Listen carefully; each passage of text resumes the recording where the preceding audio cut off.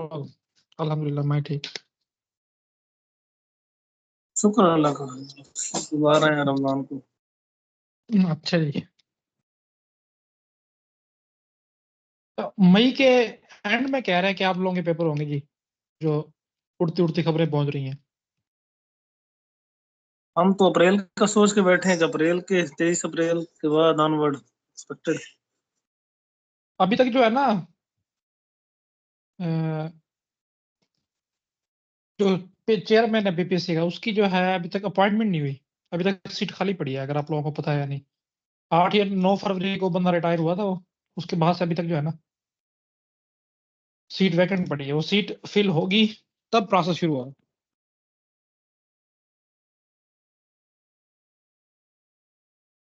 नहीं, मई के एंड में होगा या मई के अवाइल में? पहले जो है ना ये क्या कहते हैं, तहसीलदार के, और शायद अगर थोड़ा और मजीद लेट हो गया तो पीएमएस शुरू हो जाएगा।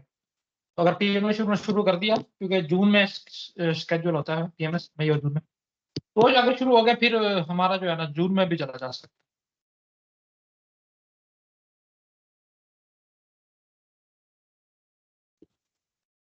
टाइम ही टाइम है, अब तो ऐश ही करो।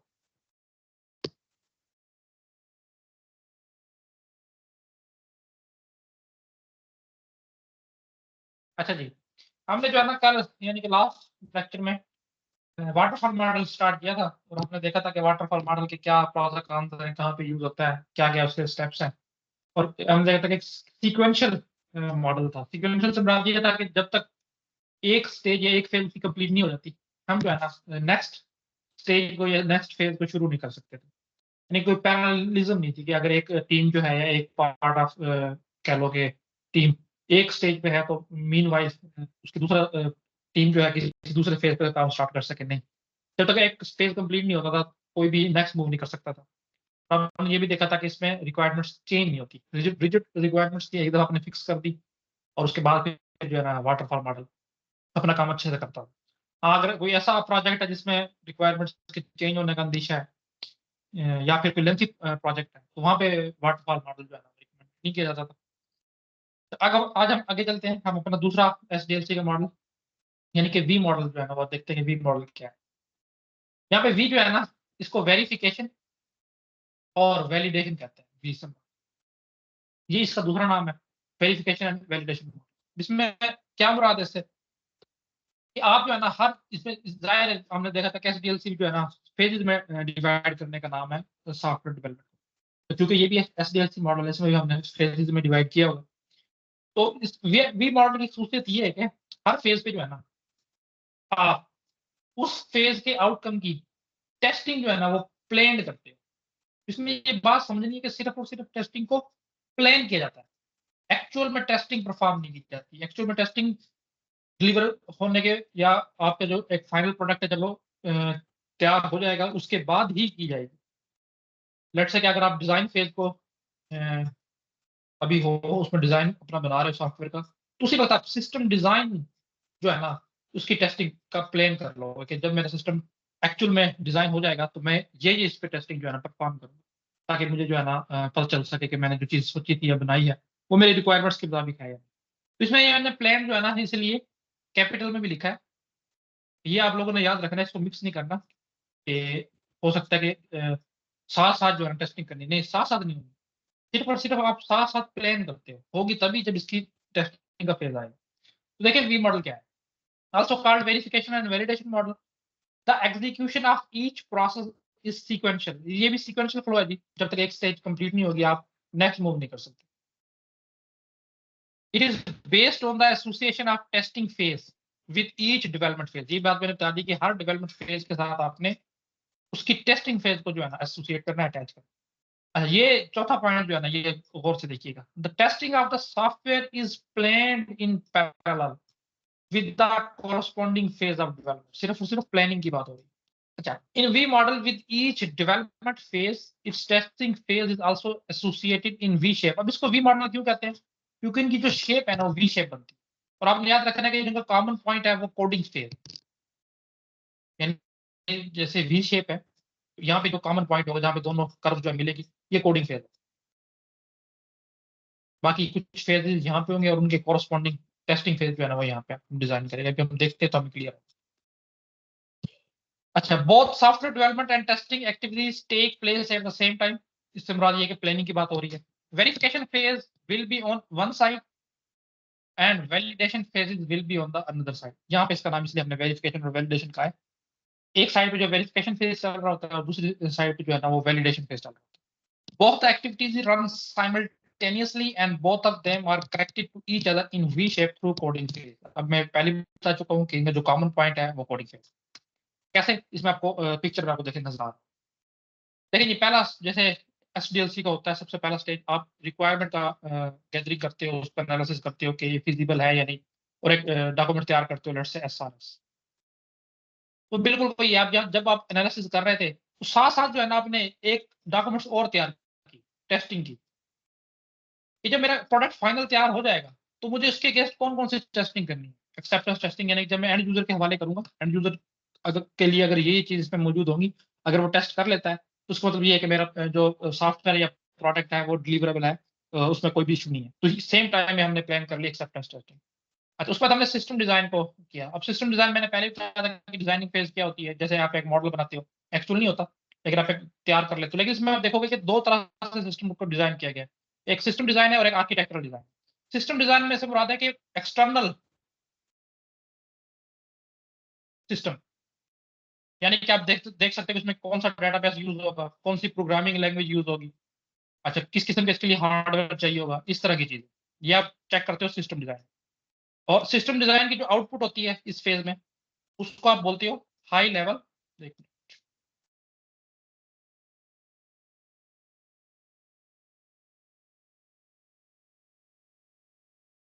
हाई लेवल डॉक्यूमेंट्स जो है ना, या हाई लेवल फेज कह लो, के सॉफ्टवेयर कह लो, कुछ भी नाम दे लो, सिस्टम डिजाइन में होता है। उसके बाद जब आप नेक्स्ट आर्किटेक्चर पे मूव करते हो, इसमें आप इंटरनल डिटेल्स को देखते हो। तो उसमें थोड़ा सा फर्क रखना है कि एक्सटर्नल और इंटरनल क्या चक्कर लगा, कि फेज में क्या डिफरेंस है। आर्किटेक्चर की जो आपकी डॉक्यूमेंट्स या आउटपुट कह लो, वो लो लेवल डिजाइन,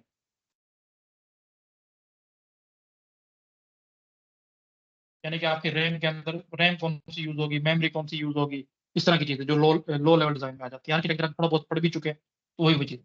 और उसके बाद फिर मॉड्यूल डिजाइन है, कि आप एट द एंड जो है ना अपने सॉफ्टवेयर को बिल्कुल छोटे छोटे पार्ट्स में डिवाइड कर देते हैं। इस तरह करके जो है ना मैंने अपने सॉफ्टवेयर को डेवलप करना है। और उसके बाद फिर एक्चुअल इस डिजाइनिंग फेज के बाद आप कोडिंग स्टार्ट करते हो।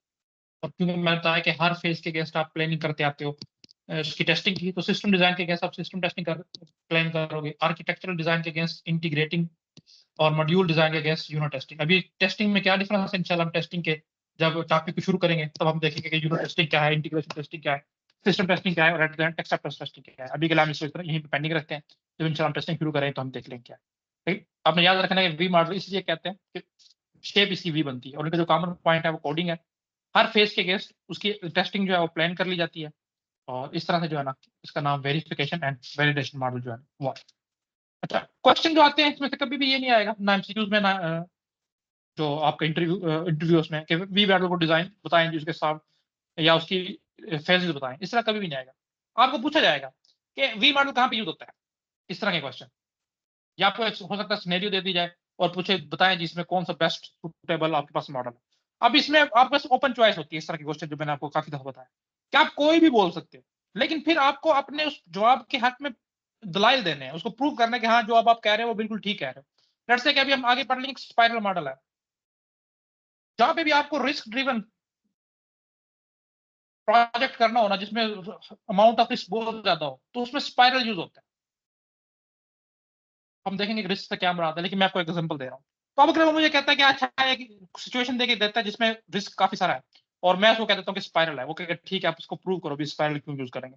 फिर मुझे स्पाइरल की डिटेल्स पता होनी चाहिए कि यार ये रिस्क को जो है ना कैसे मैनेज करता है। वो हम आगे देख लेंगे जो भी सिनेरियो है, लेकिन मैं एग्जांपल दे रहा हूँ कि क्वेश्चन इस तरह से आएंगे कि वी मॉडल कहाँ पे यूज करना है जी, कौन सा सिनेरियो होगा जहाँ पे वी मॉडल यूज होगा, या कौन सा सिनेरियो होगा जहाँ पे वाटरफॉल मॉडल जो है ना बेस्ट सूटेबल। इसमें ये कतन नहीं है कि एक मॉडल जो है ना वो दूसरे से बेहतर है, या एक मॉडल जो है ना वो अच्छा काम कर रहा है तो दूसरे को खत्म करते नहीं। हर का एक सिनेरियो होता है, एक अप्रोच होती है जहाँ पे उसमें हम कह सकते हैं कि वो बेस्ट सूटेबल है। तो ये बात पूछ रहे हैं कि वी मॉडल का किस जगह पे बेस्ट सूटेबल हो सकता है। तो देखें जी, when the requirement is well defined and not ambiguous, क्योंकि वाटरफॉल का ही एक कह लो एक्सटेंशन है, सीक्वेंशियल मॉडल है। तो हमने देखा था कि वाटरफॉल मॉडल में भी ये खसूसियात थी कि जब रिक्वायरमेंट आपकी वेल डिफाइंड हो और वो बार बार चेंज ना हो और बिल्कुल क्रिस्टल क्लियर हो, एम्बिगुअस ना कि उसमें बाद में चेंज आने के चांसेस हो, तो इस जगह पे हम वाटरफॉल भी यूज कर सकते हैं, तो वी मॉडल भी कर सकते हैं क्योंकि ये भी उसकी एक्सटेंशन ही है। लेकिन हम स्पेसिफिकली वी कहाँ पे करेंगे, देखो the V shaped model should be used for small to medium size project. लेकिन कहाँ पे, where requirements are clearly defined and fixed. इसमें काफी जगह पे आपको जो है ना रेपिटेशन मिलेगी कि रिक्वायरमेंट क्लियर होनी चाहिए, फिक्स होनी चाहिए, वाटरफॉल मॉडल में भी यही होनी चाहिए। तो ये सिनेरियो टू सिनेरियो मैं बता रहा हूँ वेरी करेगा, लेकिन आप जो भी जवाब देते हो फिर उसको आपने प्रूव करना है। V-shaped model should be chosen when sample technical resources are available with essential technical expertise, क्योंकि देखो इसमें अमाउंट ऑफ टेस्टिंग बहुत ज्यादा कर रहे हैं, इसके लिए आपको एक्सपर्टीज टेस्टिंग में बहुत ज्यादा चाहिए। अगर हम देखेंगे जिसमें और भी मॉडल हो गए, स्पाइरल में भी हमें ये चीज देखने को मिलेगी कि इसमें एक्सपर्टीज आपको बहुत ज्यादा चाहिए, क्योंकि टेस्टिंग जो है वो कोई आम काम नहीं है कि बस ठीक है आपने शुरू किया और कर दी। तो ये इसमें बताया जा रहा है कि ठीक है अब ये कर रहे हो, तो अगर आपके पास काफी सारी टेक्निकल एक्सपर्टीज मौजूद है, इस तरह के रिसोर्सेज अवेलेबल हैं कि आप ये इस टेस्टिंग के साथ जा सकते हो, तो वहां पे वी मॉडल आप यूज कर सकते हो। अगेन ये आप पे है प्योरली कि आप कौन क्या जवाब देते हो और उसको फिर कैसे डिफाइन करते हो। तो ये कुछ पॉइंट्स है, तो ये नहीं है ये बिल्कुल एक्यूरेट पॉइंट्स हैं जो मेरे जहन में थे या जहां से मैंने ये तैयार वगैरह किया, जहां से मुझे मिले, तो मैं यहाँ पे कॉपी कर रहा हूँ। इसमें से अगर कुछ आप मजीद अपने तरफ से ऐड करना चाहो तो आपको फ्री हैंड है। लेकिन वही बात है कि आप फिर आपको अपने आप को उस पर ठीक साबित करना है, ये नहीं कि आप जवाब देके चुप हो जाते हो। अच्छा, आगे इंक्रीमेंटल मॉडल है, इसको बहुत ज्यादा मिक्स किया जाता है आइटरेटिव मॉडल के साथ। तो पहले हम इंक्रीमेंटल मॉडल देखते हैं, फिर आइटरेटिव मॉडल देखते हैं, फिर मैं आपको दोनों के डिफरेंस बताऊंगा इंशाल्लाह ताला, आपको फिर कभी इतना ज्यादा जो है ना प्रॉब्लम नहीं आएगी। इंक्रीमेंटल मॉडल देखेंगे क्या है। In incremental model, the software development process is divided into several increments and the same phases are followed in each increment. इसमें मुराद क्या है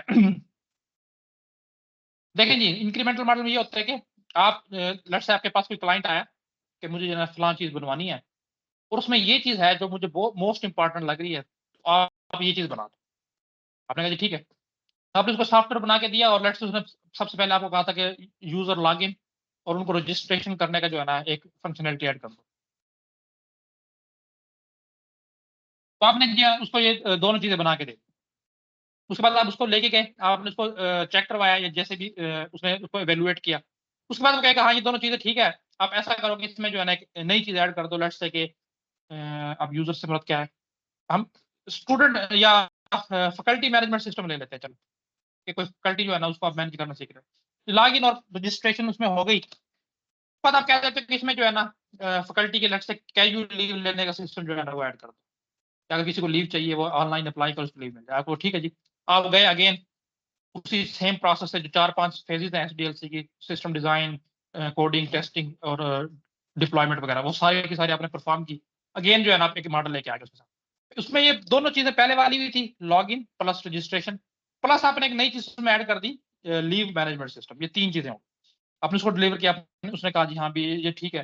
चौथी चीज उसने कहा कि लेट्स से मुझे इसमें जो है ना एग्जाम मैनेजमेंट के बच्चों के कितने नंबर आए हैं वो सारे के सारे टीचर जो है ना अपलोड कर सकें, ये चीज ऐड कर दो। तो अगेन आप उसी तरह जाओगे, ये 4-5 जो फेजेस थे सॉफ्टवेयर डेवलपमेंट लाइफ साइकिल के, सारों के सार को परफॉर्म करोगे, और जो पहले आपके पास सिस्टम बन चुका था जिसमें लॉगिन थी, रजिस्ट्रेशन थी और लीव मैनेजमेंट सिस्टम था, उसके साथ प्लस आप एग्जाम मैनेजमेंट सिस्टम का एक मॉड्यूल कह लो या फंक्शनलिटी कह दो, उसको ऐड करके दे दो।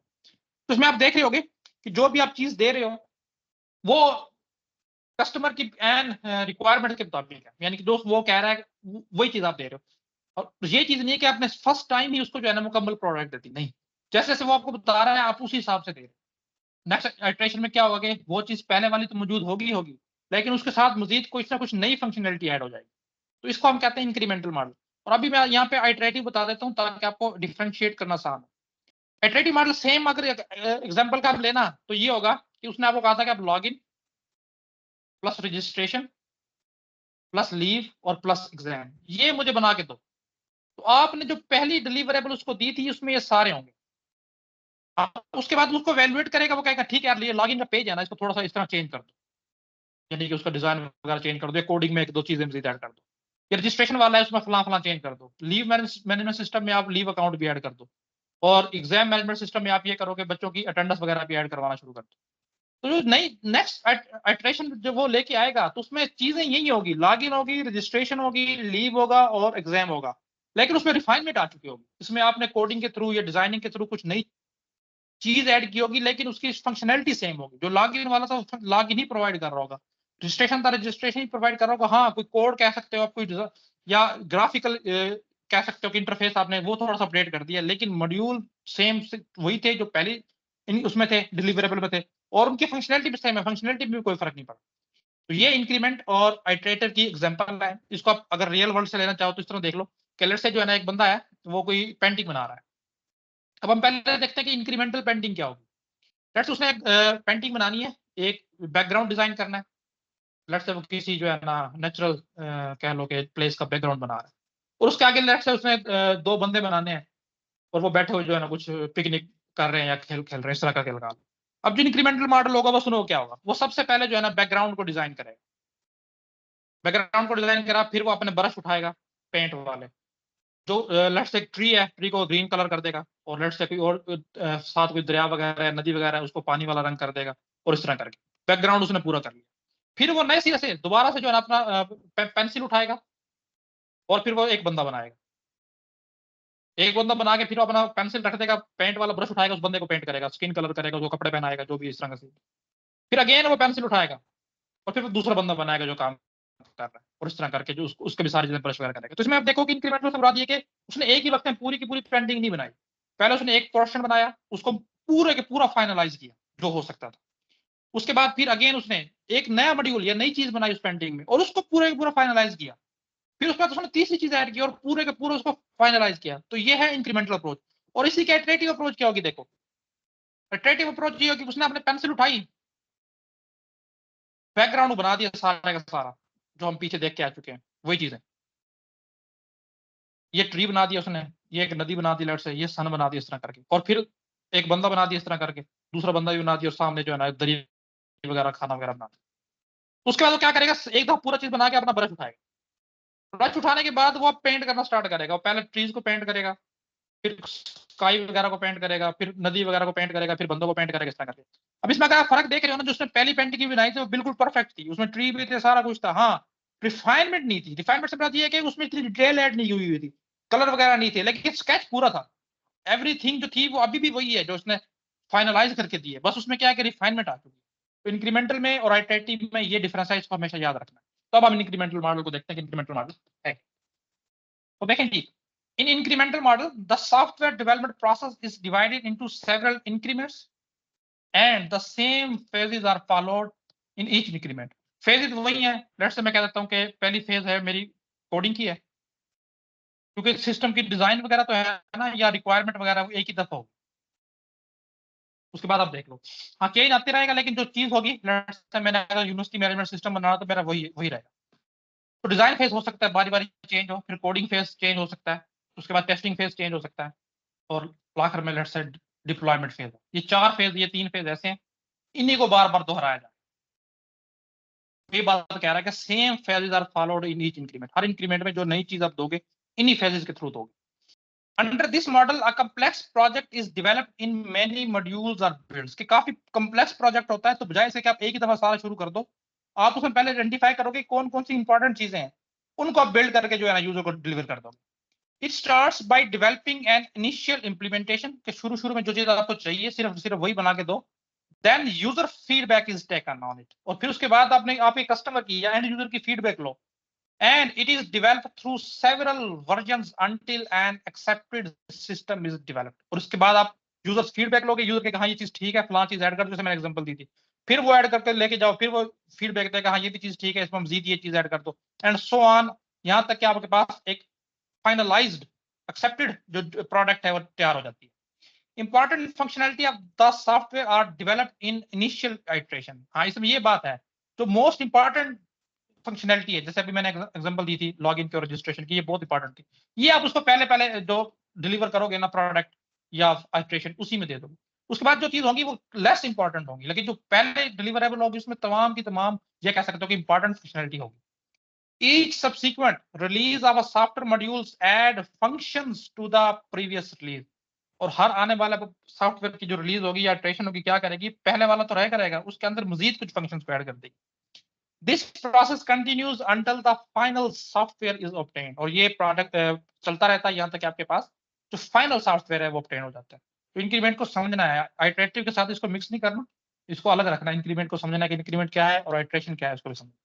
तो इसमें देखो कि अगर आप नजर आ रहा है आपको तो क्या है कि रिक्वायरमेंट्स आपने एक दफा कर ली फाइनलाइज्ड, उसके बाद देखो ये फर्स्ट आइटरेशन जा रही है, ये सेकंड आइटरेशन है और ये थर्ड आइटरेशन। आइटरेशन से मुराद ये कि फर्स्ट मॉड्यूल बिल्ड किया जा रहा है, कोई एक फंक्शन है, लेट्स से रजिस्ट्रेशन का फंक्शन, ये दूसरा है लेट्स से लीव का फंक्शन, और ये तीसरा है लेट्स से हमने एग्जाम का फंक्शन या क्लास है, कुछ भी आप कह सकते हो। देखो सेम फेज उसने कहा था, फेज सारे के सारे सेम। क्या है, डिजाइन एंड डेवलपमेंट, कि आप कोडिंग कर रहे हो और उससे पहले डिजाइन भी करोगे, जाहिर है किसी, जैसे हमने डीबीएमएस में देखा था कि आप सॉफ्टवेयर को एक्चुअल डिजाइन करने से पहले एक ईआर मॉडल या ईआर डिजाइन डायग्राम डिजाइन करते हो और फिर वो यूजर को यानी कि प्रोग्रामर को हैंड ओवर करते हो ताकि उसको इंप्लीमेंट करने में आसानी रहे। तो बिल्कुल पहले आप डिजाइन करोगे और फिर उसके बाद बाकी ही इस पर कोडिंग करोगे, उसके बाद वही टेस्टिंग फेज है और फिर इंप्लीमेंटेशन फेज है। ये हम पहले भी पढ़ के आ चुके हैं। हाँ, थोड़ी बहुत इसमें डिटेल चेंज हो सकती है, लेकिन मेन जो इसका थीम है डिजाइन के यही है कि आप एक मॉडल बनाते हो, एक्चुअल अभी इंप्लीमेंटेशन नहीं करते, सिर्फ कागज पे बनाते हो ब्लैक एंड व्हाइट, ताकि फिर, और ये हमेशा मैंने कहा था कि ये नॉन टेक्निकल बंदा डिजाइन को डेवलप करता है और डेवलपमेंट जो है वो टेक्निकल बंदा करता है। यानी आप कह सकते हो कि डिजाइन जो बनाएगा हो सकता है कि वो एमबीए ग्रेजुएट हो, बिजनेस रोल जिसका होगा, और डेवलपमेंट हमेशा टेक्निकल रोल यानी कि प्रोग्रामर डेवलपर इस तरह का बंदा होता है। डिजाइन वाला बना के दे देता है और वो एक हिंट रख देता है जब डिजाइन कर रहा होता है कि ये चीज जो है ना फला फला होगी। जैसे हमने ईआर डायग्राम में देखा था कि लेट्स से अगर उसने बताना है कि इस टेबल में ये प्राइमरी की होगी, वो एक एट्रीब्यूट के साथ अंडरलाइन कर देगा कि ये जो है ना एज अ प्राइमरी की लेके जाएगी। तो डिजाइन वो है जो जैसे ईआर डायग्राम बनाया जा रहा है, और डेवलपमेंट जब आप वो पेज प्रोग्रामर को दे देते हो और प्रोग्रामर एक्चुअल में उसका डेटाबेस बना रहा है, इस तरह की चीज। टेस्टिंग आपको पता ही है, जो चीज बना लेते हो आपको टेस्ट तो करोगे डिलीवर करने से पहले। और इम्प्लीमेंटेशन प्रोडक्शन फेज को कहते हैं जब आप एक्चुअल में किसी एंड यूजर को प्रोडक्ट दे देते हो, तो उसको हम कहते हैं इंप्लीमेंट कर दी गई। तो बिल्ड वन में देखो सेम फेज दोहराए गए, फिर उसने एक्सेप्ट कर लिया, उसने कहा जी नया काम लेके आओ, तो नेक्स्ट नए काम में अगेन सेम फेज, और थर्ड मॉड्यूल में अगेन सेम फेज। इस तरह करके ये चीज जो है इंक्रीमेंट के थ्रू आपको डिलीवर की जाती है। फिर अगेन वही चीज जो याद रखने वाली है कि कहाँ पे आप इंक्रीमेंट मॉडल को यूज कर सकते हो। देखिए जो कुछ मुझे समझ आता है जो, या मैंने कहीं से पढ़ा है इस तरह करके आप लोग, when the requirements are superior, आपके पास जो है ना रिक्वायरमेंट्स को डिवाइड कर दिया गया है कि ये मुझे मेरे पास मेन रिक्वायरमेंट्स हैं और ये जो है ना थोड़ा मैं इस पर डिले बर्दाश्त कर सकता हूँ। सुपीरियर जो होगी उसको आप इंक्रीमेंट के थ्रू डिलीवर कर दो और उसके बाद वाली को उसके बाद। A project has a lengthy development schedule, काफी लेंथी शेड्यूल है और आप चाह रहे हो कि एटलीस्ट कुछ तो मैं डिलीवर कर दूं कस्टमर को ताकि वो कुछ तो काम करने के काबिल हो। तो बिल्कुल इसी तरह आप जो इंपॉर्टेंट फंक्शनलिटीज है वो डेवलप करके उसको दे दो ताकि उसका काम चलता रहे और बाद में जो है ना आप साथ साथ उसको अपडेट करते रहे। When software teams are not very well skilled or trained, हाँ ये बात भी इसमें है कि देखो आप हर चीज डेवलप करके जो है ना यूजर के एंड यूजर के पास लेके जाते हो और उससे वेरीफाई करवाते हो कि हाँ जो चीज मैंने बनाई है वो ठीक है या नहीं। तो तभी होता है जब आपकी टीम वेरी स्किल्ड ना हो, यानी कि उसके पास इतनी स्किल नहीं है कि उसको पता हो कि हाँ ये जो चीज मैंने बनाई है बिल्कुल ठीक है, या वेल ट्रेंड भी ना हो, क्योंकि अभी ट्रेनिंग ही नहीं हो। इन दोनों सूरतों में यही होगा, आप जो चीज बनाओगे पहले उसको दिखा लोगे, अगर वो प्रूव करेगा तो इससे आगे वाले दोगे, नहीं वरना इसी को पहले जो है ना आप कंटिन्यू करके इसको ही रिफाइन करोगे। अच्छा, चौथा क्या हो सकता है, when the customer demands a quick release of the product. Customer ने कह दिया कि यार लेट्स से मेरा 2 साल का प्रोजेक्ट है, 2 इयर्स का, लेकिन मैं चाह रहा हूँ कि पहले 2 मंथ में मुझे कुछ वर्किंग कंडीशन में जो है ना सॉफ्टवेयर मिल जाए, वैसे उसके अंदर फुल फंक्शनलिटी ना हो लेकिन मैं अपना काम चला सकूं। इस तरह की अगर कोई रिक्वायरमेंट आ गई है तो आप जा सकते हो इंक्रीमेंट मॉडल के साथ। You can develop prioritize requirement first, ये भी वही बात है कि आपने प्रायोरिटीज बनाई हुई है कि ये रिक्वायरमेंट पहले चाहिए मुझे सॉफ्टवेयर में, उसके ये वाली बात जो है ना बाद में मिल जाए। इस तरह की कुछ सिचुएशन आपके पास आ सकती हैं जहाँ पे आप इंक्रीमेंटल मॉडल को यूज कर सकते हैं। नेक्स्ट हमारे पास रेड मॉडल है। Red stand for rapid application development. अभी ये रैपिड एप्लीकेशन डेवलपमेंट से क्या मुराद है कि इसमें सॉफ्टवेयर जो है ना बहुत तेजी से डिलीवर कर देते हो 2 से 3 मंथ के अंदर अंदर। ये बड़े प्रोजेक्ट्स की बात हो रही है जो एक ऑर्गेनाइजेशन लेवल पे प्रोजेक्ट किए जाते हैं।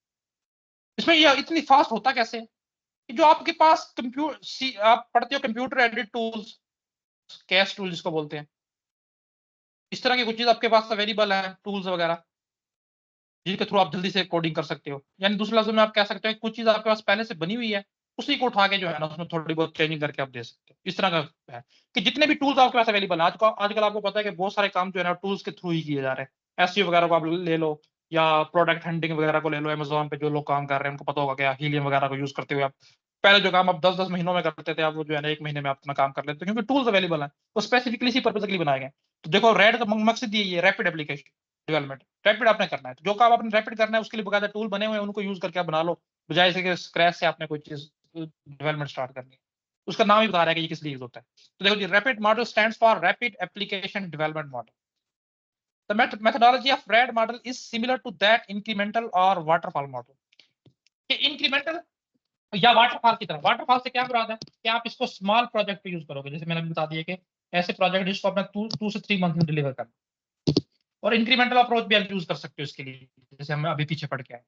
लेकिन इसका मेन जो थीम है वो ये है कि बने बनाए टूल्स हैं, बने बनाए कुछ सॉफ्टवेयर हैं जिनके थ्रू आप कोडिंग कर सकते हो, डिजाइनिंग कर सकते हो, उनको यूज करो और तेजी से जो है ना कोई सॉफ्टवेयर को डेवलप करके डिलीवर करो। If the project is large, then it is divided into many small projects. अगर आपको कोई बड़ा प्रोजेक्ट मिल गया और आप चाह रहे हो कि जल्दी इसको डिलीवर करना है, तो आप क्या करोगे? उस प्रोजेक्ट को स्मॉल प्रोजेक्ट्स में डिवाइड करोगे and these small projects are planned one by one and completed. Increment जैसे आपने कह लो कि आपने कहा जी मैं पहले ये काम करूंगा, फिर वो काम करूंगा, फिर वो करूंगा, उनको डिवाइड कर लिया और उस हिसाब से आप डिलीवर करते आ रहे हो। In this way, by completing small projects, the large projects get ready quickly. जाहिर है छोटे-छोटे में कर लिया और छोटे-छोटे पे आपने मल्टीपल टीम्स को लगा दिया है। लेट्स से आप बड़ा प्रोजेक्ट था, 10 फेजेस में या 10 टुकड़ों में आपने डिवाइड कर लिया है और हर टीम को एक-एक जो है ना काम दे दिया। तो सारी टीम पैरेलल काम करेंगी तो एप्लीकेशन जल्दी हो जाएगी। क्या ये बात आखिर में लिखी हुई है कि multiple teams works in parallel. Rapid application development में ये चीज़ है। In RAD model the project is completed with in the given time 60 to 90 days. मैं पहले बता चुका हूँ कि 2 से 3 मंथ का आपके पास टाइम फ्रेम हो, वहां पे रेड मॉडल यूज किया जाता है। And all the requirements are collected before starting the project. हाँ, ये क्योंकि आप वाटरफॉल के अप्रोच पे यूज इसको लगा रहे हो, तो रिक्वायरमेंट्स आपको पहले ही फिक्स्ड या वेल अंडरस्टूड होनी चाहिए जब आप प्रोजेक्ट स्टार्ट करो। अगर एक दफा आपने स्टार्ट कर लिया तो बिल्कुल वाटरफॉल मॉडल की तरह गो बैक नहीं है कि अगर आपने बाद में कोई रिक्वायरमेंट्स चेंज करवानी तो उसमें वो पॉसिबल नहीं। The main objective of RAD model is to reuse code. जैसे मैं पहले बता चुका हूँ, जो पहले से चीज अवेलेबल है उनको यूज करो। अब वो कोड भी हो सकता है कि लेट्स से आपके पास पहले से एक यूनिवर्सिटी मैनेजमेंट सिस्टम बना पड़ा है और जो क्लाइंट ने आपसे मांगा है उसमें बस थोड़ी बहुत चेंज है, तो आप क्या करो वो पहले वाला उठाओ, उसके अंदर ही मजीद कुछ फंक्शनैलिटी ऐड कर दो, बजाय से कि बिल्कुल अब स्क्रैच से बनाओ, नए सिरे से बनाओ। तो इसमें देखो कि जो पहले से बना पड़ा है थोड़ी बहुत चेंजिंग करनी पड़ेगी, एप्लीकेशन जल्दी तैयार हो जाए। तो रीयूज करना है कोड को या कंपोनेंट्स को, कोई सारा सॉफ्टवेयर नहीं है, उसके कुछ कंपोनेंट्स हैं जो आपको इस सॉफ्टवेयर में भी चाहिए, तो वो उठा। टूल्स, कुछ टूल्स अवेलेबल हैं जिस काम के लिए, ऑटोमेशन के लिए, जो जल्दी काम कर सकते हैं। इस तरह की चीजें आप यूज करके रैपिड एप्लीकेशन डेवलपमेंट एक एनवायरनमेंट बना सकते हो जिसमें कोई भी एप्लीकेशन आप 2 से 3 मंथ में डिलीवर कर सकते हो। तो ये रैड मॉडल का जो है एक मेन रूल है। इसमें सिर्फ आपको जो याद रखने वाली चीज है वो यही है कि ये की कैसे जाती है। तो उसमें ये कि टूल्स या कोड्स को रीयूज करना, स्क्रैच से नहीं बनाना, जो पहले से चीजें अवेलेबल है उन्हीं को यूज करना।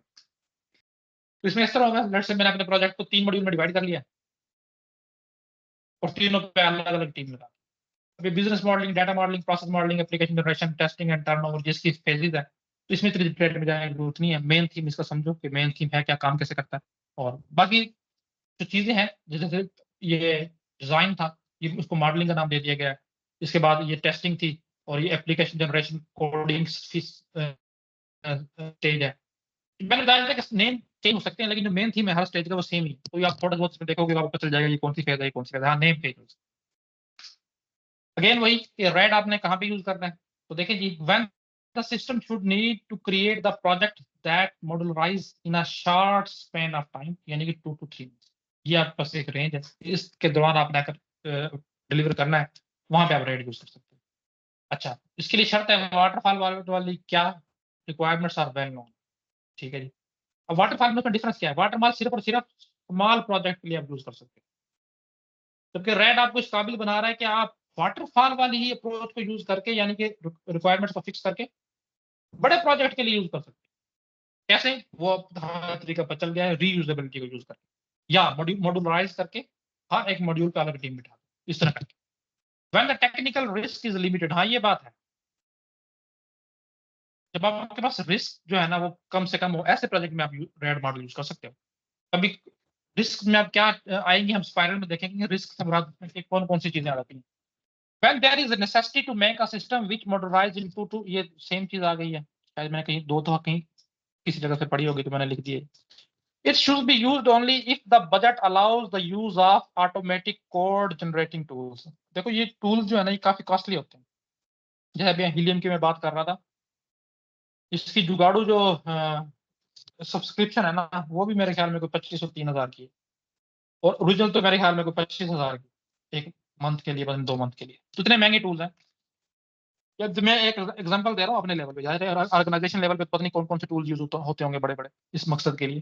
वो ये कह रहा है कि आप रेड यूज करो, और वहां पे अगर आपको कोई टूल्स ऐसे यूज करने पड़ गए हैं ऑटोमेटिक कोड जनरेशन के लिए, बजट जाहिर है फिर आपको कंस्ट्रेंट में रखना है कि बजट हो सकता है कि आपका इस अलाउ करे ना करे। अच्छा, अब आइटरेटिव मॉडल है, क्योंकि मैं इंक्रीमेंट के साथ ही इसको बता चुका हूँ कि आइटरेटिव और इंक्रीमेंट में क्या फर्क है, तो इसको अब जल्दी से देख लेते हैं क्या है। In iterative model, we start developing the software with some requirements, and when it is developed, it is reviewed। आपको रिक्वायरमेंट दे दी गई है, आपने सॉफ्टवेयर बना के डिलीवर कर दी। If there are requirements for change in it, कुछ रिक्वायरमेंट्स हैं जिनको चेंज करना, नई फंक्शनलिटी को ऐड नहीं करना, सिर्फ कुछ चेंजिंग चाहिए। Then we develop a new version of the software. आप क्या करोगे, लेट्स से वर्जन 2 था, आप वर्जन 3 कर दोगे। अब जैसे कोई भी आप एग्जांपल ले लो, लेट्स से आईडीएम है, एक बड़ा मशहूर सॉफ्टवेयर है, या क्रोम है, जो भी इसका नया वर्जन आता है, कभी आपने देखा कि आईडीएम की फंक्शनलिटी में चेंज आया हो? नहीं, बस क्या है कि कुछ ऑप्टिमाइजेशन होती है बैक एंड पे, या कुछ विजुअल चेंजेस आपको देखने में लग जाता है, लेकिन जो मेन चीजें वो वही हैं। इधर ऑप्शंस है, इधर डाउनलोड्स का ऑप्शन है, फाइल टाइप्स है, इस तरह करके 4-5 चीजें, वो 10 12 15 साल से यही चलती आ रही है। हाँ, कोई बहुत मेजर चेंज हो ना, फिर उसके बारे में बकायदा बताया जाता है कि ये सिर्फ और सिर्फ एक आइटरेटिव रिलीज नहीं है, ये एक बड़ी रिलीज है, मेजर रिलीज है, इसमें ये चेंजेस आई होंगी, तो हम बताते हैं कि हाँ ये इंक्रीमेंटल रिलीज थी आइटरेटिव में। लेकिन जो आइटरेटिव की बात मैं बता रहा हूँ, हर दूसरे तीसरे दिन आई होती है, हर एप्लीकेशन की आई होती है, वो आइटरेटिव अपडेशन है कि सिर्फ बैक एंड पे कोई चेंजेस आ रही हैं, आपको कोई चीज फील नहीं होती।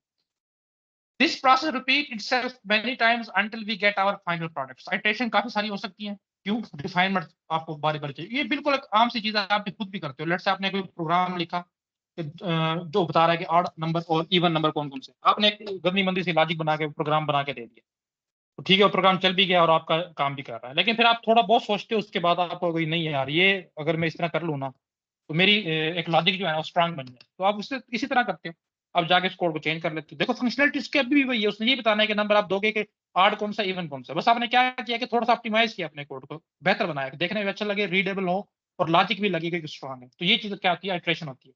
आपने सेकंड आइट्रेशन में अपने कोड को इंप्रूव कर लिया, उसके बाद हो सकता है आप थर्ड फोर्थ करें तो और बेहतर तरीके से उस प्रोग्राम को डिलीवर करने के काबिल हो जाए।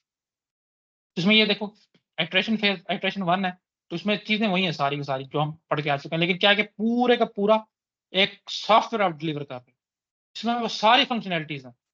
आपको बग वगैरह आ सकते हैं जिसको आप नेक्स्ट आइट्रेशन में फिक्स कर दोगे, लेकिन ये नहीं होगा कि सिर्फ लॉगिन वाला था और उसके साथ आपने अटेंडेंस मैनेजमेंट सिस्टम लगा दिया, नहीं, वो इंक्रीमेंटल में। आइट्रेटिव में ये होगा कि आप पूरे का पूरा देते हो, फिर यूजर को दिखाते हो, यूजर बताते हैं कि इसमें ये मसले हैं, बग है, या कुछ इस तरह से कर सकते हो, या आप खुद टेस्टिंग फेज में या कुछ खुद से फील कर सकते हो कि यार इसको मैं इस तरह से ऑप्टिमाइज कर सकता हूँ, रिफाइन कर सकता हूँ, तो आप वो खुद कर लेते हो नेक्स्ट आइटरेशन। तो ये हमारे पास आइटरेटिव मॉडल। अगेन वही, कहाँ पे आप यूज कर सकते हो आइटरेटिव मॉडल को? रिक्वायरमेंट्स आर डिफाइंड क्लियरली, क्योंकि ये इस तरह इसी तरह काम कर रहा है कि अभी हमने कोई नहीं पढ़ा कि आप रन टाइम पे जो है ना चेंजेस को इन्वॉल्व कर सकते हो। आगे हम जो आजकल हमारे पास यूज हो रहा है एजाइल, सबसे ज्यादा इस वक्त यूज होने वाला SDLC है, उसमें हम देखेंगे कि ये वेलकम करता है चेंजेस को, कि किसी भी फेज पे आप चेंजेस को कहो तो हम अलाउ करते हैं कि हाँ ठीक है, हम अपने सॉफ्टवेयर में इस चेंज को इनकॉर्पोरेट करेंगे। सॉफ्टवेयर एप्लीकेशन इज लार्ज, ऐसे प्रोग्राम जहाँ पे सॉफ्टवेयर एप्लीकेशन लार्ज हो और आप एक दफा बना लो उसके बाद फिर इसको इम्प्रूव करते हैं। When there is a requirement of change in future, requirement आपकी चेंज हो सकती है फ्यूचर में, तब आप क्या करोगे कि पहले एक दफा बना दोगे, डिफाइन करते आओगे, जैसे अभी मैंने एग्जांपल दी। हाँ, जब कभी आप देखो कि यार अब नागुजीर हो गई चेंज, तब फिर आप इसको अगेन चेंज कर सकते हो। इस तरह की चीजें फ्यूचर में हो, अभी आपके पास कोई चेंजेस आने के चांसेस नहीं, फ्यूचर में हो तो उसके लिए फिर आप इस अल्टरनेटिव मॉडल पे जा सकते हो। ये वो अगेन वही चीज क्योंकि पूछी जा चुकी है, इसलिए मैंने पहले ही कर दिया है कि कहाँ कहाँ पे कैसे यूज होनी है इटरेटिव वर्सेस इंक्रीमेंट। एक दफा पढ़ भी लीजिएगा जब भी आप इसको और कर रहे हो, ताकि आपको एक दफा अगेन याद हो जाए। नेक्स्ट हमारे पास स्पाइरल मॉडल है। स्पाइरल इसकी शेप से निकला है, इस तरह स्पाइरल जैसे स्प्रिंग्स होता है, इस तरह की इसकी शेप होती है मॉडल की, मतलब जो हम बताते हैं जैसे ड्रा करते हैं। तो कुछ पॉइंट्स जहां पे भी आपको पूछा जाए कौन सा एसडीएलसी ऐसा है जो रिस्क को सबसे बेहतर तरीके से हैंडल करता है, आपने कभी भी नहीं सोचना, सीधा सीधा स्पाइरल पे टिक कर कि हाँ स्पाइरल मॉडल। ये सिर्फ इसका मकसद ये है कि स्पाइरल मॉडल जो है वो सिर्फ और सिर्फ रिस्क ड्रिवन मॉडल है। हर एक फेज में जो है ना रिस्क को ये एनालाइज करता है, उसको कंसिडर करता है और आखिर में उसको हैंडल भी करता है। अब देखो रिस्क से क्या मुराद है, इसमें मैं कह रहा था कि अभी स्पाइरल आएगा तो हम देखेंगे रिस्क से क्या मुराद है। रिस्क से मुराद ये है कि कोई न्यू टेक्नोलॉजी पे अपने काम करना है जिससे पहले नहीं किया, तो ये भी एक टाइप का रिस्क है कि हो सकता है पत्नी यार मैं इस टेक्नोलॉजी से बेहतर तरीके से काम ले भी सकूं या नहीं, हो सकता है कि मेरे बंदे ट्रेन ही ना हो तब तक जब तक हमने डिलीवर करना है। तो एक रिस्क है आपके पास, क्योंकि टेक्नोलॉजी नहीं है जिस पे आपने काम करना है। अब टेक्नोलॉजी से क्या मुराद है कि प्रोग्रामिंग लैंग्वेज आ गई, कस्टमर की नीड है कि एआई बेस्ड उसे सिस्टम बना के दिया जाए। आपने अभी तक एआई पे कोई काम नहीं किया, तो पहले आपको एआई सीखना है, कैसे इंप्लीमेंट करते हैं, कैसे बनाते हैं, कौन कौन से एल्गोरिथम है। देखो ये रिस्क तो है ना, हो सकता है कि 2 माह तक कभी चीजें सीख ही ना पाओ, इंप्लीमेंट कैसे करके दोगे, इस तरह की चीजें। दूसरा क्या हो सकता है, रिसर्च वर्क इज रिक्वायर्ड, ये भी एक रिस्क की टाइप है। क्या अभी जो आपने सिस्टम बनाना है ना, उससे पहले किसी ने नहीं बनाया, या किसी ने बनाया तो सक्सेसफुल नहीं बनाया, आपने बनाना है, तो आपको अच्छा खासा उस पर वर्क करना पड़ेगा, इस रिसर्च कह सकते हैं। हो सकता है कि आपकी रिसर्च सक्सेसफुल हो, आपको कोई ऐसा पॉइंट मिल जाए जिसके बिना पे आप जो है ना ये सिस्टम बना सको, हो सकता है कि आप फेल हो जाओ, ये भी रिस्क है। अब इससे क्या मुराद है, लेट्स से मैं कहता हूँ यार मैंने सिस्टम बनाना है जो रोबोटिक सिस्टम है या कोई इस तरह का है, इंफ्रारेड बेस्ड या किसी तरह कोई सेंसर लगे हुए हैं, वो बंदे को सिर्फ सेंस करके बता दे कि उसमें जो है ना लेट्स से कौन से कह दो कि कैंसर सेल कौन से हैं, थोड़ा सा मुश्किल एग्जांपल ले लेते हैं, सिर्फ देखे बंदे को बता दे कि ये कैंसर का मरीज है, दाना खासा है, इस तरह की चीज। देखो ये कैसे होगा, पहले मुझे कैंसर पे स्टडी करनी पड़ेगी कि क्या क्या स्पेसिफिकेशन है कैंसर की मर्ज की, क्या क्या सेल में चेंजेस आती है जब बंदे को कैंसर लाग होता है। फिर मुझे समझना पड़ेगा कि अच्छा वो कौन सी चीज है जिस जो कैंसर के सेल को डिटेक्ट करती है, कौन कौन से ऐसे सेंसर्स हैं, कौन से ऐसे मॉड्यूल्स मेरे पास अवेलेबल है दुनिया में जो कैंसर के सेल्स को कर सकते हैं। अच्छा चलो वो कर सकते हैं, क्या मैं उनको इतना काबिल बना सकता हूँ कि लेट से वो एक मोबाइल में या कंप्यूटर में समा सके, उनके थ्रू काम कर सके, या उनके लिए मुझे बकायदा एक पूरी मशीनरी लेनी पड़ेगी उन सेंसर के लिए। देखो इसमें बहुत सारे आपको रिसर्च वर्क करना है, ये सारी चीज आप रिसर्च करोगे, फिर आप आखिर में फैसला करोगे हाँ यार मैं इसके साथ जा भी सकता हूँ या नहीं। तो लेट्स से कि आपने कहा कि मैं इसके साथ जा सकता हूँ, हाँ प्रोग्राम में ये मुझे बनाना चाहिए, हो सकता है कि आपने जो चीज रिसर्च की उनमें से कोई गलत हो, आप उस नतीजे तक ना पहुंच पाए और आपका सॉफ्टवेयर जो है ना वो डेवलप ही ना हो पाए। तो बिल्कुल रिसर्च वर्क है, जहाँ पे रिक्वायर्ड होगा तो रिस्क अल्टीमेटली वहां पे लाई करेगा। Lack of crystal clear requirements, ये भी आपके पास एक रिस्क है, या भी रिक्वायरमेंट्स आपके पास क्लियर नहीं है, कस्टमर को नहीं पता आप क्या बनाना है, या कम से कम आपको नहीं समझ आई कि बनाना क्या है। तो हो सकता है कि आप 2-4 साल के बाद या महीने के बाद जाके उसको दिखाएं, वो कहेंगे यही तो चीज ही नहीं जो मैंने बनाने को कहा था। तो इस तरह की चीजें जो है ये सारे रिस्क है, स्पाइरल मॉडल सबको कंसिडर करता है। क्रिटिकल टाइमलाइन, 2 माह के अंदर बनाना था और आप नहीं बना पा रहे, तो ये भी एक रिस्क है, तो इस रिस्क को भी स्पाइरल मॉडल कंसिडर करता है। ये रिस्क कुछ टाइप्स थी। अच्छा उसके बाद हम देखते हैं कि इसकी और खसूसियात क्या है। इंक्रीमेंटल मॉडल, यानी हमें समझ आ गई कि पूरा सॉफ्टवेयर एकदम से नहीं बनाया जाएगा, पहले कुछ फंक्शनैलिटी ऐड की जाएगी, फिर साथ साथ उसको इंक्रीमेंट करता करते रहें। डिवाइड एंड कंकर अप्रोच पे काम करता है, क्या मुराद है, पूरा सॉफ्टवेयर डेवलप नहीं करना, उसको मॉड्यूलराइज कर लेना, और हर मॉड्यूल पे जैसे रेड करता था, या तो अलग टीम बना दो या उसको पैरेलली जो है ना बना दो, टीम्स को कह दो कि इस पे काम शुरू करें। रिक्वायरमेंट प्रायोरिटाइजेशन, ये इंक्रीमेंटल अप्रोच की या आइटरेटिव अप्रोच की भी आप कह सकते हो, जो चीज आपको पहले चाहिए आप बता सकते हो। गुड फीडबैक मैकेनिज्म है, इसमें जो है ना आप जो भी चीज बनाओगे स्टेक होल्डर के साथ एवेलुएट करवाओगे और वो आपको फीडबैक देंगे, फिर आप नेक्स्ट इटरेशन शुरू करोगे। हाँ गुड प्लानिंग, प्लानिंग इसमें बहुत ज्यादा जरूरत है, ये एक बड़ा फैक्टर। अगर आप प्लानिंग अपने बेहतर बना लेते हो, सही कर लेते हो, फिर तो स्पाइरल मॉडल के थ्रू चांसेस कामयाब होने के बहुत ज्यादा। प्लानिंग आपकी अच्छी से नहीं हुई तो अल्टीमेटली सारे फेज आपके फेल होना शुरू हो जाएंगे। जैसे अभी रिस्क जो है सबसे पहले प्लानिंग फेज में ही उसको मिटिगेट किया जाता है।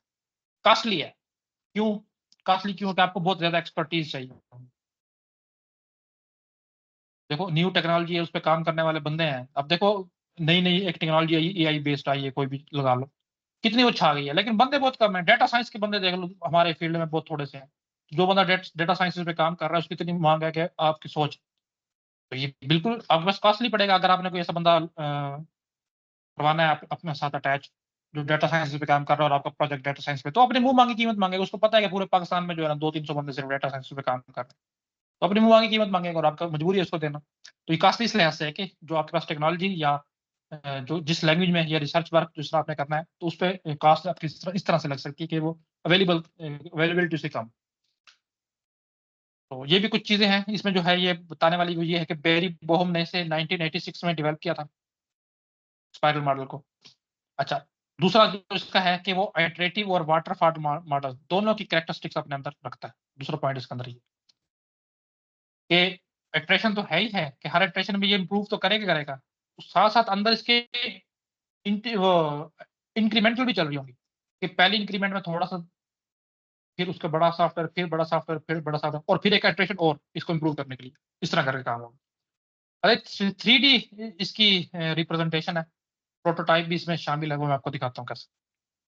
देखिए ये आपके सामने जो है ना एक 3 डायमेंशनल पिक्चर है। अब देखो एक डायमेंशन तो ये है इसमें, ये वाली इसको मैं दिखा रहा हूँ, आपने अक्सर ये पिक्चर देखी होगी, लेकिन इसमें थर्ड डायमेंशन भी है, वो इस तरह से रिप्रेजेंट की गई जिसको मैं अभी ड्रा कर रहा हूँ प्रोटोटाइप वाली, कि हर एक फेज के बाद जो है ना आपके पास एक हाथ में डिलीवरेबल होता है जो आप यूजर को दिखा सकते हो, यानी कि आप कह सकते हो कि इंक्रीमेंटल की बात हो रही है। तो एक तो ये क्वेश्चन आ गया था कि जो स्पाइरल मॉडल की इलस्ट्रेशन है वो 2 डायमेंशनल है, सिंगल डायमेंशनल है, 3 डायमेंशनल है। तो हम मैं भी 2 डायमेंशन लगा के आया था, तो ये एक्चुअल में 3 डायमेंशन इसकी, थर्ड डायमेंशन ये है क्योंकि आप पेज पे अपने थर्ड डायमेंशन शो करनी है तो आप नहीं कर सकते।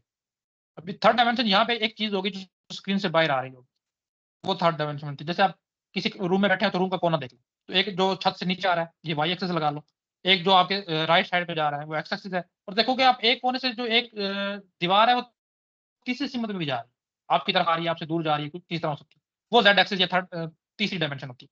तो जाहिर है फिर मैं वो पेज पे या स्क्रीन पे तो ड्रा नहीं कर सकता, फिर उसको ऐसे ही ड्रा किया जाता है। आपने अक्सर पढ़ा होगा लेट्स से इस तरह करके आप ड्रा करते हो कि ये जो है ना ये थर्ड डायमेंशन जिसको आप जेड एक्सिस बोलते हैं। तो ये थर्ड 3 डायमेंशन में एक आपको दिखाया गया। तो इसमें क्या होता क्या है, देखो 4 फेजेस हैं एक वक्त में, आपका सॉफ्टवेयर जो है ना इनमें से चारों में से किसी एक फेज में हो सकता है। पहला फेज क्या है जिसमें देखिए जी, डिटरमाइन ऑब्जेक्टिव्स, कि आप इस आइट्रेशन के ऑब्जेक्टिव्स क्या है, किस आइट्रेशन में आपने क्या प्रोवाइड करना है, पहली चीज ये। उसके बाद फिर आप देखो, मैंने कहा था कि रिस्क साथ साथ चलता है, आप आइडेंटिफाई करोगे कि इसमें क्या कौन कौन से रिस्क इन्वॉल्व हो सकते हैं, और फिर आप देखता आप आइडेंटिफाई कर लोगे, उसको रिजॉल्व भी करोगे। आप रिस्क पीछे में हम पढ़ के आ चुके हैं 4-5 टाइप के, उनमें से कोई एक होगा, लेकिन आप जैसे ही डिटरमाइन करोगे ऑब्जेक्टिव्स को, उससे पहले फौरन बाद आइडेंटिफाई करोगे कि रिस्क कौन कौन से इन्वॉल्व है, और फिर उनको रिजॉल्व भी करोगे, दोनों चीजें होंगी। उसके बाद फिर आप उसको एक्चुअल में डेवलप करोगे और टेस्ट करोगे, और आखिर में जब आप डिलीवर कर रहे होगे फिर उसके साथ साथ आप नेक्स्ट इटरेशन प्लान कर रहे होगे, अच्छा कि नेक्स्ट इटरेशन में मैंने ये चीज डिलीवर करनी है, और फिर इस तरह से ये चीज चलती रहती है। अंदर आप देख रहे होगे कि हर फेज के बाद एक प्रोटोटाइप भी आपको डिलीवर हो रही है। तो ये 2-3 इसके पॉइंट है स्पाइरल के, रिस्क इन्वॉल्व है इसमें, और जो एकदम आ चुका है कि थर्ड डायमेंशन में 4 फेजेस हैं। तो बस ये 4-5 चीजें हैं जो आपने याद रखनी है एमसीक्यूज के पॉइंट ऑफ व्यू से। अच्छा जी, कहाँ पे आप स्पाइरल मॉडल को यूज कर सकते हो? When deliverance is required to be frequent, prototype आप देख चुके हो, प्लस पहली लाइन थी कि आइटरेटिव प्लस इंक्रीमेंटल दोनों का मजमूआ। तो दोनों ही ये कहती है कि बहुत ज्यादा आपने डिलीवरेबल देनी है, तो वही बात पहले लिखी हुई थी कि जहाँ पे आपने डिलीवरी बहुत फ्रीक्वेंटली देनी हो वहां पे आप इस मॉडल को यूज कर सकते हो। Project is large, large project में यूज करोगे, लेकिन वही अप्रोच आपके पास इंक्रीमेंटल और आइटरेटिव होगा। वैन अच्छा रिस्क तो है ही है, वो तो यहाँ पे लिखने की जरूरत है ही नहीं ना, मैंने इसलिए यहाँ पे इसको मेंशन किया नहीं कि जहाँ पे रिस्क है वो वहां पे तो आपने स्पाइरल करने का नहीं है, उसके अलावा है। व्हेन रिक्वायरमेंट्स आर अनक्लियर, देखो ये रिस्क एक टाइप आ गई, एंड कम्प्लेक्स, अभी आपके पास कम्प्लेक्स नहीं है। When changes may require at any time, changes आ सकती हैं किसी भी टाइम आपके उसमें सॉफ्टवेयर में। Large and high budget projects, ये 4-5 है जहाँ पे इस तरह की चीजें हों, वहां पे आप स्पाइरल मारो। अच्छा नेक्स्ट हमारे पास प्रोटोटाइप है। अब प्रोटोटाइप को समझना, तो प्रोटोटाइप होता क्या है? प्रोटोटाइप जो है ना आपके जो एक्चुअल प्रोडक्ट होता है उसकी एक वर्किंग आपके पास कह लोगे डमी होती है, कि उसमें सारी फंक्शनैलिटीज नहीं होगी जो आपके एंड वाले प्रोडक्ट में होंगी, लेकिन जो मेन वन होगी वो होगी। यानी कि आप कह सकते हो कि जो इंक्रीमेंट मॉडल में हम हर एक इटरेशन के बाद यूजर को देते थे वो प्रोटोटाइप थी, इसलिए स्पाइरल मॉडल में आपने प्रोटोटाइप को देखा कि वो जो एक्चुअल क्या कहते हैं उसको, आपकी प्रोडक्ट होती है उसकी रेप्लिकेट, ये कह लो कि एग्जैक्ट कॉपी होती है, आपको बताएगी कि इन फ्यूचर जब आपकी ये एप्लीकेशन या ये प्रोडक्ट तैयार हो जाएगी, ये इस तरह की दिखेगी। डमी आप कह लो, कुछ फंक्शनलिटी उसमें होगी लेकिन सारी नहीं होगी। लेट्स से मैं कहता हूं एक मोबाइल के एग्जांपल लो, लेट्स से अभी आईफोन 16 आने वाला है या 15 जो भी आने वाला है, तो उसका एक प्रोटोटाइप आएगी। वो क्या है, उसका डिजाइन दिखाएगी कि ये इस तरह का डिजाइन होगा, इस तरह उसके कैमरे अटैच हुए होंगे और इस तरह उसका फ्रंट होगा, लॉक बटन होगा, इस तरह का डिजाइन। अंदर वाली कोई चीज आपको नहीं दिखाई देगी, लेकिन आपको एक आइडिया हो जाएगा कि जब यार ये चीज मार्केट में आएगी ना तो इस तरह से दिखेगी, इस तरह इसको ऑपरेट किया जाएगा। तो वो प्रोटोटाइप होता है। बल्कि आप देखोगे अक्सर लिखा भी होता है कि आईफोन की फलां की प्रोटोटाइप लीक हो गई, ये हो गई, कि एक्चुअल मॉडल बनाने से पहले एक उसका डमी बनाया जाता है, प्रोटोटाइप बनाया जाता है, और उसी पे ये मॉडल बेस करता है प्रोटोटाइपिंग। देखो जी प्रोटोटाइपिंग है क्या। Prototyping is defined as the process of developing, developer of क्या, working replication of a product, किसी भी प्रोडक्ट की एक वर्किंग ऑब्जेक्ट या working dummy that has to be engineered, जिसको बाद में आप इंजीनियर करोगे यानी कि रिफाइन करोगे, बनाओगे, एक्चुअल में बनाओगे। इस तरह की इस चीज को हम प्रोटोटाइप बोलते हैं। Prototype model is an activity in which prototypes of software applications are created. ये प्रोटोटाइप की डेफिनेशन थी। अब ये प्रोटोटाइप मॉडल का बता रहा है कि ऐसा मॉडल है जिसमें आप प्रोटोटाइप डेवलप करते हो किसी सॉफ्टवेयर की। First a prototype is created, पहले आप एक प्रोटोटाइप क्रिएट करोगे and then final product is manufactured based on that prototype. और उसके बाद फिर उसी प्रोटोटाइप को आप, वो भी हम देखेंगे प्रोटोटाइप की टाइप में कि एक्चुअल फाइनल प्रोडक्ट में कैसे चेंज होती है। अच्छा, तो prototype model was developed to overcome the shortcomings of waterfall model. Waterfall model क्या कहता था कि एक दफा आपने रिक्वायरमेंट्स बना दी, उसको चेंज नहीं करना। प्रोटोटाइप में क्या आप एक दफा जाके लेके आओगे, यूजर को दिखाओगे, यूजर कहेगा नहीं इसमें ये चेंजेस करो, आपको ठीक है, आप नहीं उसी हिसाब से एक नए प्रोटोटाइप बनाओगे, फिर यूजर के पास लेके जाओगे, यूजर कहेगा हाँ अब ठीक है। यानी कि इसमें हम देख सकते हैं कि चेंजेस को जो है ना वेलकम कर रहे हैं कि हाँ आप चेंजेस करवा सकते हैं। This model is created when we do not know the requirements. या तो हमें नहीं समझ आ रही रिक्वायरमेंट्स क्या है जो यूजर ने हमें बताया, या यूजर खुद ही क्लियर नहीं है कि वो बनवाना क्या चाह रहा है। तो फिर हम क्या करते हैं, जो चीजें हमें समझ आई होती है उसके मुताबिक एक डमी सी या वर्किंग सॉफ्टवेयर बना लेते हैं और वो दिखाते हैं यूजर को या क्लाइंट को, कोई आप इस तरह का बनवाना चाह रहे हो। वो देखते हैं कि हाँ यार ये तो ठीक है, लेकिन इसमें ये चीजें मैंने नहीं की थी, ये निकाल दो, और ये चीजें मैंने कही थी आपको समझ नहीं आई, ये ऐड कर दो। उसके बाद फिर हमें क्लियर होना शुरू हो जाता है। तो हम इसलिए बनाते हैं कि जब रिक्वायरमेंट्स हमें क्लियर नहीं होती, हम एक कुछ बना के दे दें और उसके बाद जब वो वैल्यूएट करेगा हमें रिक्वायरमेंट्स क्लियर होना शुरू हो जाएंगे। The speciality of this model is that this model can be used with other models as well as along. तो कह लो तो आप कर ही सकते हो उसको, किसी भी दूसरे मॉडल के साथ यूज कर सकते हो। जैसे अभी हमने अभी स्पाइरल में देखा था कि वहां पे प्रोटोटाइपिंग भी यूज हो रहा था। One problem is that if the end user are not satisfied with the prototype model, कि यूजर ने आपको कुछ कहा, आपको जितनी समझ आई उसके मुताबिक आप बना के ले गए, यूजर को दिखाया, यूजर ने कहा नहीं नहीं भाई ये वो चीज नहीं जो मैंने कहा था, फिर क्या होगा? Then a new हाँ, prototype model is created again. तब आपके पास कोई चारा नहीं है कि आप उसकी बात सुनो, जो वो कह रहा है उसके हिसाब से नई एक प्रोटोटाइप बना के लेके जाओ। Due to which this model consumes a lot of money and time. देखो टाइम तो लेगा ही लेगा, आपको दोबारा से नया से बनाना पड़ेगा, टाइम भी लेगा। टाइम से मुराद ये क्या है कि सॉरी मनी भी लेगा। जाहिर है एक प्रोजेक्ट आपने 2 मंथ में कंप्लीट करना था, अब आपने 3-4 प्रोजेक्ट प्रोटोटाइप दिखाई, उसने कहा नहीं इस तरह का नहीं है, तो जाहिर है उसका टाइम स्पेंड ज्यादा हो गया। अब कुछ बंदे हैं जिनको आपने हायर किया हो तो 2 मंथ के लिए, अब उनको 3 मंथ के लिए हायर करना पड़ जाएगा आपको। कुछ भी आप एग्जाम्पल ले सकते हो। तो प्रोटोटाइपिंग मॉडल में ये नुकसान है, टाइम भी ज्यादा लगता है और आपकी कॉस्टली भी पड़ता है। अच्छा, प्रोटोटाइप की 2 टाइप्स हैं जो अक्सर आ जाती है, थ्रो अवे अक्सर आई होती है कि थ्रो अवे प्रोटोटाइप कौन सी है, उसके साथ एवोल्यूशनरी भी यूज होती है। 2 टाइप्स की प्रोटोटाइप होती है जब भी आप प्रोटोटाइप मॉडल को यूज करो, एक होती है एवोल्यूशनरी और एक होती है थ्रो अवे। मैं सिंपल सा बता देता हूँ क्या है। एवोल्यूशनरी ये है कि जब आप क्लाइंट के पास लेके गए ना चीज बना के डमी, क्लाइंट ने कहा ठीक है, तो आप उसी में चेंजेस करना शुरू कर देते हो और उसको बनाना शुरू कर दिया आपने। थोड़ा इंक्रीमेंट किया, फिर इंक्रीमेंट किया, फिर इंक्रीमेंट किया, और एट द एंड फाइनल आपके पास बन गया। तो उसने एवॉल्व किया इस प्रोटोटाइप ने, एवोल्यूशन उसमें हुआ है कि जो चीज थी वही मौजूद रही है और मजीद आप कुछ ऐड करके आप उसको इतना काबिल बना लिया कि फाइनल प्रोडक्ट में आपने चेंज कर दिया। इस तरह की प्रोटोटाइप को कहते हो एवोल्यूशनरी। अच्छा, थ्रो अवे क्या होती है? थ्रो अवे ये कि आप यूजर के पास लेके गए, यूजर ने, हम 2 केस देखते हैं, यूजर ने कहा जी नहीं ये तो वो है ही नहीं ना जो मैंने बनाई थी, तो आप क्या करोगे, उसको फेंक दोगे, यानी कि डिस्कार्ड कर दोगे, नए सिरे से एक प्रोटोटाइप बनाओगे। देखो आप अपने फेंक दिए, जाया कर दी, इसलिए इसका नाम थ्रो अवे। या यूजर ने कहा हाँ मुझे ऐसे ही चाहिए, तो फिर भी आप उसको यूज नहीं कर रहे, आपने उसको डिस्कार्ड कर दिया, एक नए सिरे से बनाते। वैसी प्रोटोटाइप जिसको ही आप एक्चुअल प्रोडक्ट में चेंज कर देते हो वो होती है एवोल्यूशनरी प्रोटोटाइप।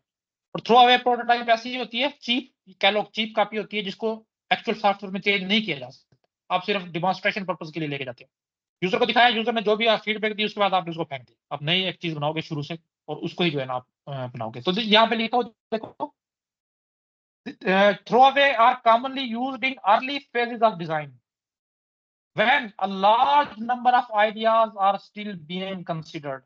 जब आप क्लियर नहीं हो ना, 10-12 आइडियाज आपके पास थे कि यार इस तरह का बना दो, इस तरह का बना दो, इस तरह का बना, तो आप तो 10-12 ही बना के ले, उसमें जाहिर है एक सिलेक्ट होगा कोई ना कोई, तो बाकी 11 है वो आपको फेंकनी पड़ेंगे। तो इसका थ्रो अवे प्रोटोटाइप से मुराद ये है कि आप उसको डिस्कार्ड कर देते हो और नई जो है वो एक्चुअल स्क्रैच से बनाते हो। जबकि एवोल्यूशनरी क्या है, जो आपने बनाई उसी को आप इंक्रीमेंट करके या रिफाइन करके फाइनल प्रोडक्ट में चेंज कर सकते हो। तो ये आपको नजर भी आ रहा होगा, देखो आपने रिक्वायरमेंट गैदर की, क्लियर है नहीं है, उसकी बेस पे आपने एक क्विक डिजाइन बनाया, इसी को हम क्विक डिजाइन को बोलते हैं प्रोटोटाइप। या अभी डिजाइन है तो बाद में प्रोटोटाइप बन जाए। क्विक डिजाइन से ये दिखाओ, उससे बताया भी, प्रोटोटाइप बनाई, प्रोटोटाइप आप लेके गए यूजर के पास, उसने इसको किया एवेलुएट। अब इस एवेलुएट की बेस पे फैसला होगा कि करना क्या है। देखो, या तो आप क्या करोगे, प्रोटोटाइप को रिफाइन करोगे, अगर उसने मंजूरी दे दी, अगर उसने मंजूरी नहीं दी फिर आप क्या करोगे, फिर आप अगेन एक डिजाइन और सेम प्रोसेस को करोगे। तो लेट्स से अगर उसने एवेलुएट करने के बाद मंजूरी दे दी, आपने रिफाइन किया और उसको प्रोडक्ट में चेंज कर दिया, तो ये एवोल्यूशनरी हो। और उसने इसको डिस्कार्ड करने का, आपने दोबारा से क्विक डिजाइन बनाया, तो ये आपके पास थ्रो अवे। याद रखना थ्रो अवे इंपॉर्टेंट है, ये टर्म क्या है इससे कंफ्यूज नहीं करना। तो ये चीज है थ्रो अवे और एवोल्यूशनरी। नेक्स्ट हमारे पास एजाइल मॉडल है, इस वक्त इंडस्ट्री में सबसे ज्यादा यूज होने वाला है।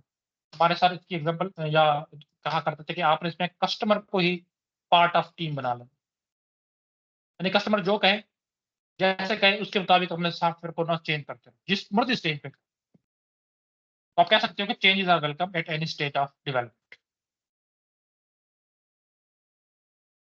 तो एजाइल एक अम्ब्रेला टर्म है, यानी कि ये बजाते खुद कोई मॉडल नहीं है, ये एक सिर्फ मेथोडोलॉजी है। इसके अंदर काफी सारे मॉडल्स आते हैं जो एजाइल मेथोडोलॉजी पे वर्क करते हैं।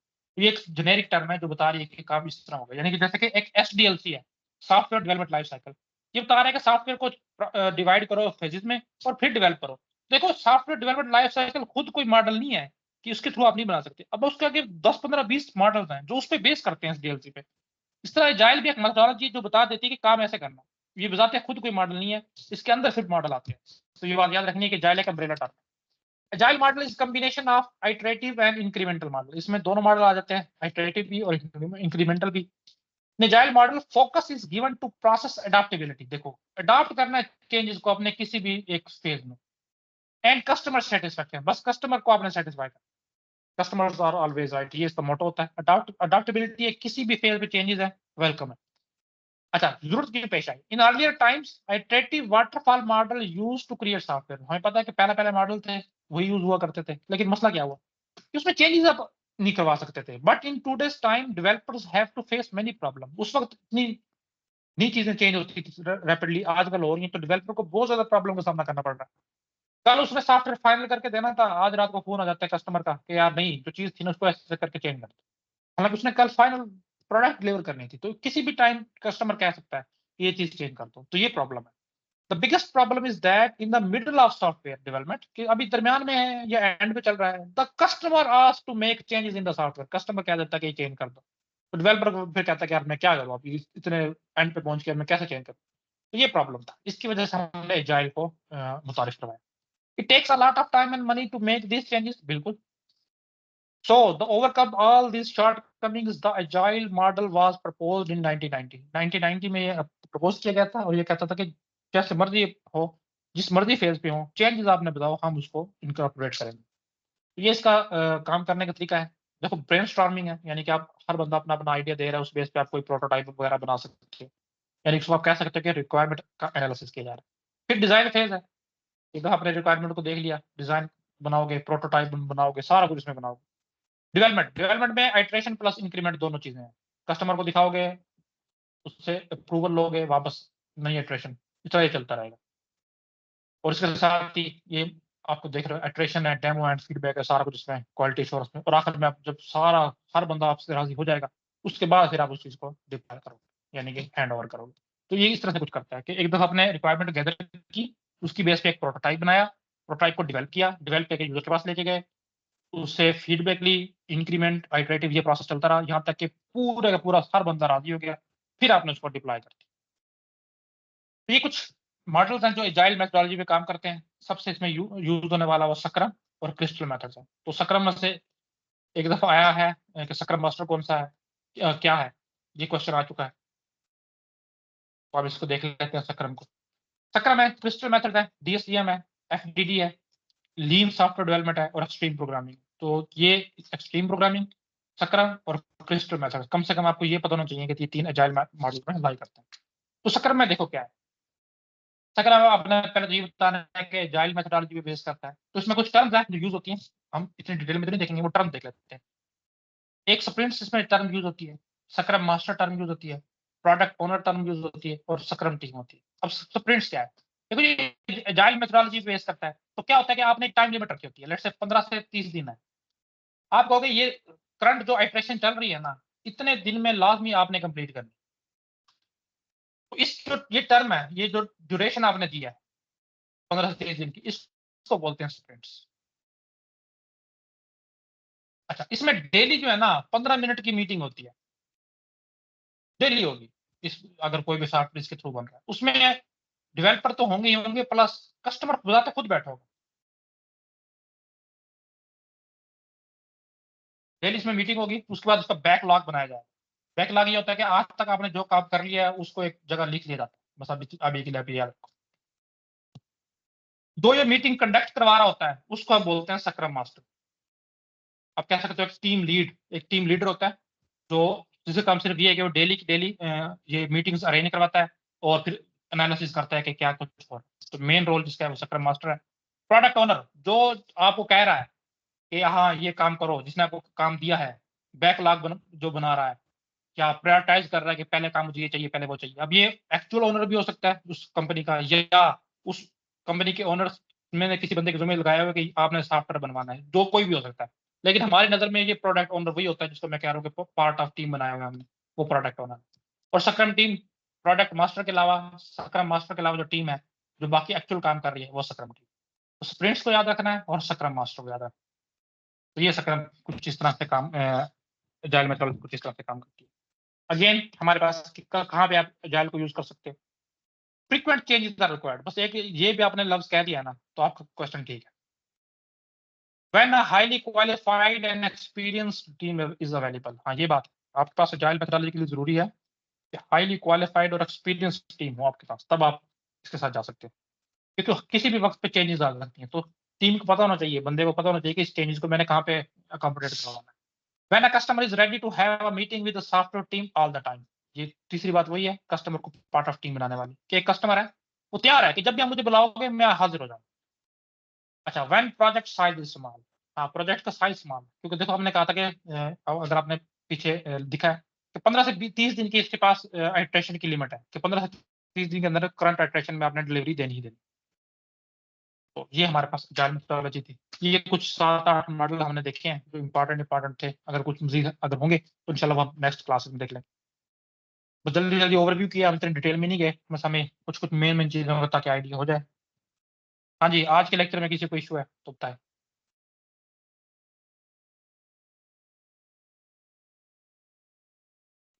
सर